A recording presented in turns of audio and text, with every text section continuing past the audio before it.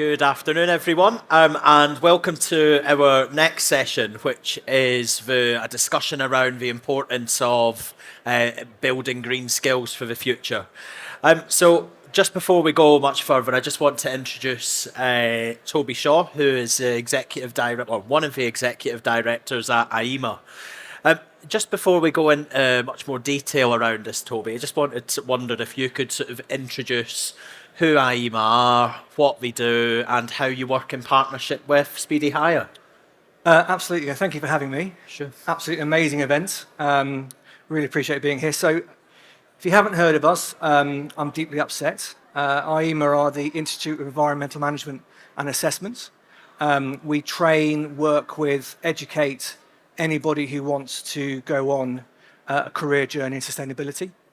Anybody who is studying at university, an apprentice, all the way up to fools and fellows who are literally leading governments in deciding how we take a green economy into the future. And we represent everybody between, as I said, people studying all the way up to industry leaders as an industry body, and as I said, training and growing their careers. Right, and I think, we've had, I think, two panel discussions now which have invariably discussed the importance of building sort of sustainability, but also as well making sure we have a really sort of highly skilled and engaged workforce as well. So how much interest is there generally in pursuing sort of a green career, so to speak? We had, our first panelist this morning mentioned, it's what younger people are looking towards. Then we also heard that, there are people who are already within an established career looking to upskill towards a green career. So could you just sort of outline how much interest there is in pursuing a green career? Absolutely. So if you look back 2 or 3 years, the search for sustainability manager on LinkedIn was not even in the top 20. Last year, it was number 2. To give you a massive change in how it's happened over the last couple of years in terms of the requirement for searching for the actual job title. Adecco, the recruitment firm, brought out a report today, and they estimate that in construction alone, we're going to need 350,000 green jobs. Wow. To get the economy into the right space for net zero by 2050. So that's not including the potential 750,000 people that might retire between that point. So we're looking at over 1 million people in construction alone to work in the green economy. So that's how big this opportunity is. Absolutely enormous. I think that just highlights the importance of the sort of opportunities to upskill, retrain, and so on. Yeah. So just on that point, I think we Speedy Hire, we've worked with you, as I say, to sort of get people on courses. We've had a really, really successful ESG business partner role that's came on board, which means that every part of a Speedy Hire business has an ESG business partner who is trained to a competency level to make sure that they're able to make decisions in their area. So, but when we look at the profile of all of our ESG business partners, they're all very different. They're at different stages of their careers. They have different specialisms. What are the challenges that you have as an organisation to make sure that you're given the right sort of level of training, the right certification to different people varying in what we do within their day job? I mean, it's a really good question, because that's one of the questions that we get all the time about what skills do you need and where am I on that journey between starting, middling, senior in my career. The first question you've sort of already touched on, first answer already touched on, is what transition are we looking to do? Are we looking to get more people into current roles, more sustainability managers? Are we looking to transition people from a traditional carbon-based role into a non-carbon-based role? For example, an oil rig worker going to work in solar farms or that sort of thing. Or it could be somebody picking up a green skill who doesn't necessarily have it in their current makeup. So a product designer, a marketing manager, an HR person, what green skills do they need? And the final sort of transition is, we haven't even worked it out yet. There are jobs that are coming that we don't know, that are going to be absolutely huge, that we haven't identified them. So what transition are you looking for first? Upskilling, retraining, transitioning. And then the second thing is to look at a sort of a skills gap analysis. And we have one of those, IEMA.net, which is free. And you can look at what you're doing at the moment and what you need to do to get into a certain role, to a certain level. And then you can go and find where those skills are, free information, free training. Speedy do the fantastic training, the associate level. I was talking to Amelia earlier. She's just had 12 people go through and pass. She's really pleased. She said she's like a mother training her kids to go through school. So it's about then finding what those skills gaps are and how you fill them. And then, you go away and do your analysis and come back and then try and take a step further. I think one of the important points you mentioned, Vera, is how actually a lot of the jobs and careers of the future that you'll be training people in actually haven't been established yet or found, which I think is an incredibly powerful point for anyone who's considering a career, whether it be within the green sector, whether it be within construction, because a lot of the people and a lot of who work within our sector, may end up working in a green job, but they just don't know it yet. So absolutely. I think it's really important, and I think that brings me on to my next question, because at Speedy, one of the things that we've got is our career line of sight, which essentially means that everyone within the business can understand where they're at in their career and where they want to go, and what we put in place to make sure you can achieve those goals. So I guess my question is about how do other companies sort of embrace that change? Because I guess we like to think of ourselves certainly as a forward-thinking organisation, but ultimately, what do companies have to do to embrace that change to upskill their workforce for the future? Okay, that wasn't an unexpected interlude. Yeah. I think if you look at what Speedy have done really fantastically is they have a level of sponsorship at the very top of the business, which makes it really important to filter down into every staff member. That's what I say is the first thing to do. The second thing is you've got to start somewhere. And a lot of companies get quite sort of caught up in where to start and what do we do? Am I doing the right thing? Am I doing the wrong thing? Are we going to go on the right journey? And everybody that comes to talk to us actually just taking the first step, whether it be correctly recycling, or it would be sharing best case studies or best practices from other companies, learning from anybody else who is in the same sector, even competitors, learning from them and understanding what they're doing. Just get an idea of where you could be as a company in 2 years' time, 3 years' time, 5 years' time, and just start that journey. And look out for best practice.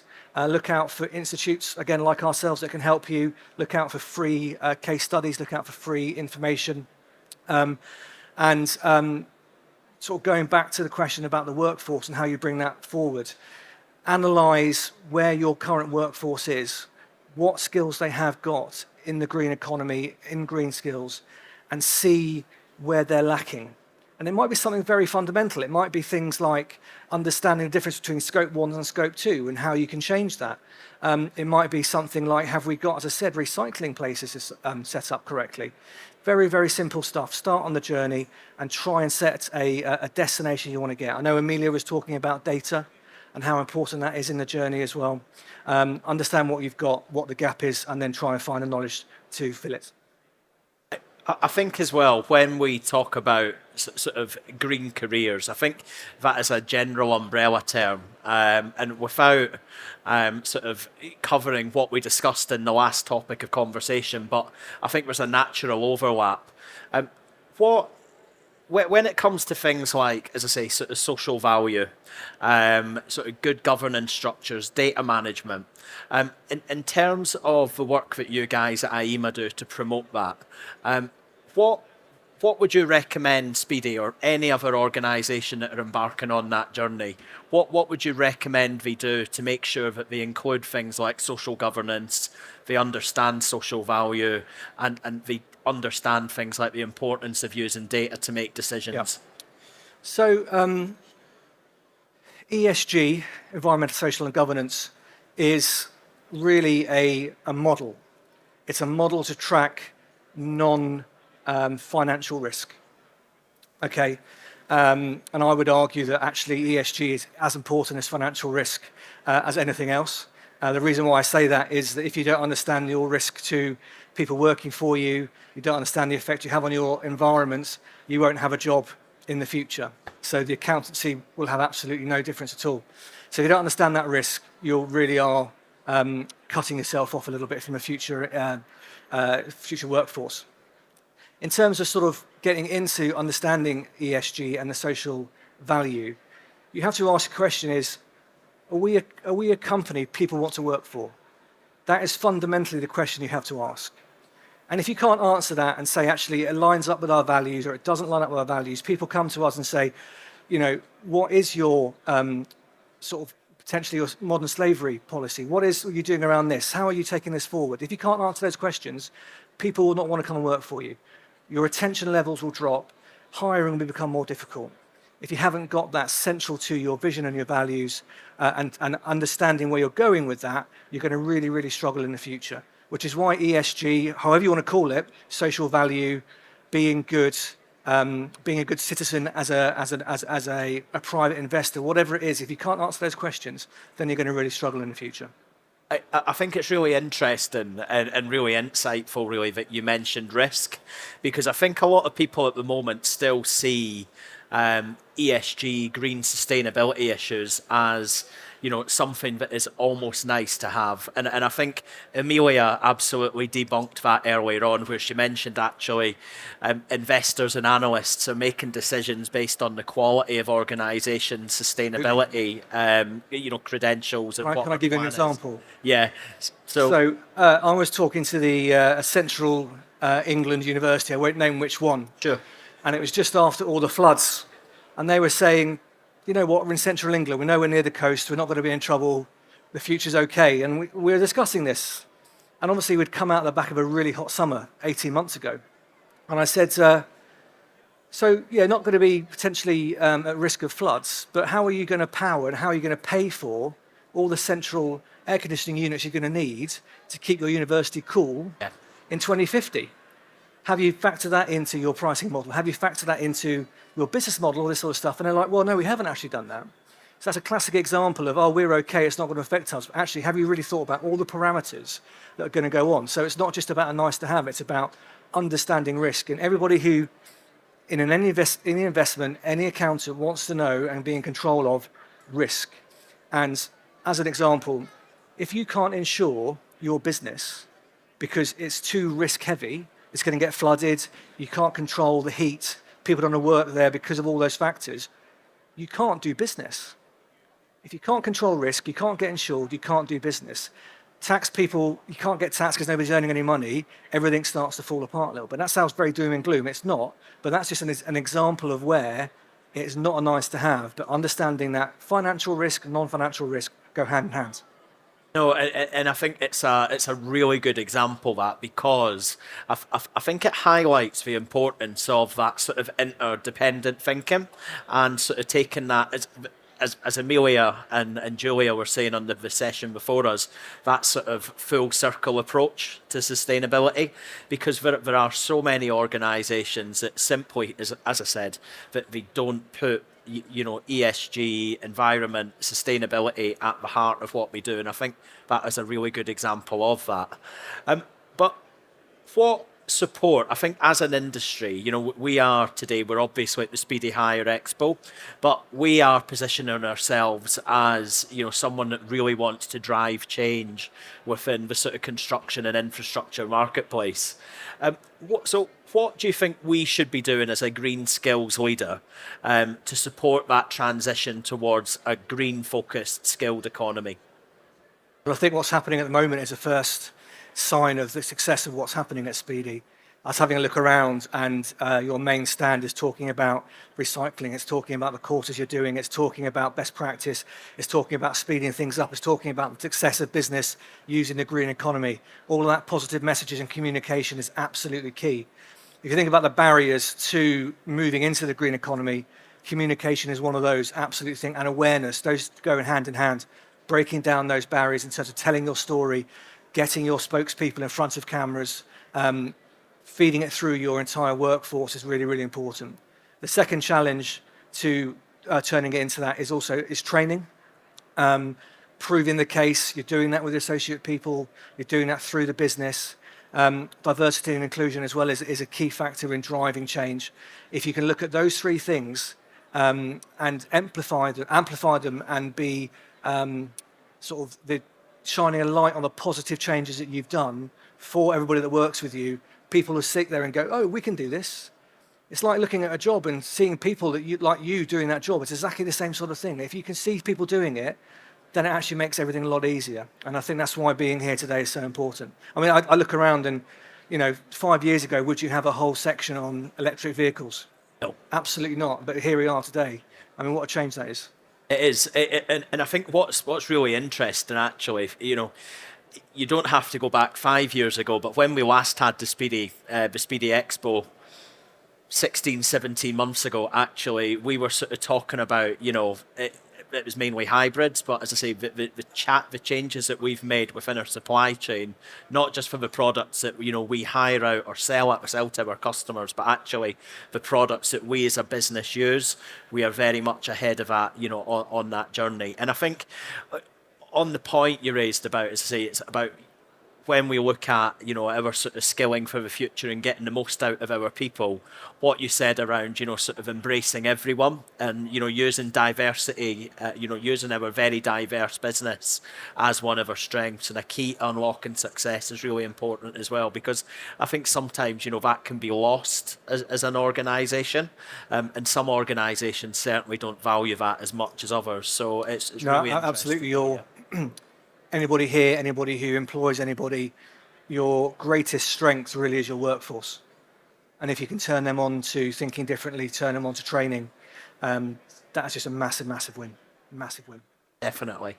I think we've obviously discussed what we're doing, at Speedy and what we do with you to upskill our team and our workforce. But I think when we look at the sort of the macro environment, there is a lot going on there at the moment. And I think one of the things that we're obviously going to have this year is a general election. So the reason I'm asking about that is because that obviously is an opportunity for or continuity in policy or change. And obviously this isn't a political forum, but we want to make sure that, we understand, what do you want from the policy decision makers to make sure that upskilling, workforce on sustainability issues is number one. So what would you like to see from those that will be seeking political power to further that agenda? I think it's interesting. An interesting stat for you is that actually 50% of the world's population is having an election this year. So you've got India, you've got Russia had an election, you've got America, obviously you've got the UK. That doesn't include also the EU, which is having its own election. Yeah. So this year is a really, really big year for elections and policies that are going to maybe stand the test of time for at least 3 to 5 years. So it's a really, really important time, really, really important year.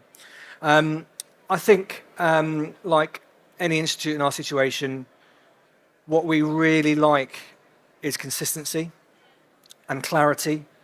And you could argue that consistency hasn't been a mainstay of politics recently.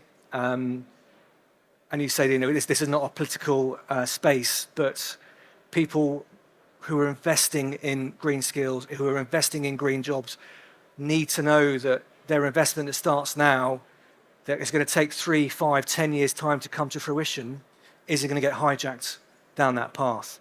So, as I said, consistency in the message, setting out your stall, and sticking to that as much as you possibly can do, because obviously things change. We're a rapidly changing environment, both obviously politically, monetary-wise, and in environment itself. So things are changing fast, but having a really good eye for the long term is absolutely key. No, I couldn't agree more with that. And I think, one of the things that we have mentioned, particularly today, is around, sort of investing in the future, not just organisations, but ultimately the people that we go to seek funding and financial support to do the things that we want to do. So I entirely agree with the point you make around around consistency. I think as well, and I know I touched on social value earlier on, but I guess to sort of bring the conversation, but back to where we were going earlier on, is how do we sort of bring the whole ESG agenda together, and how do we get organisations like Speedy, like the likes of Mott MacDonald, and how do we work with our supply chain partners to make sure that we are all sort of moving in the same direction, while at the same time appreciating the challenges that and every individual business will have? And that's a really good question, a really big question. Yeah. So some people might not have the same model as ESG. Mott MacDonald might have something a bit different. They might report to their shareholders in a different model.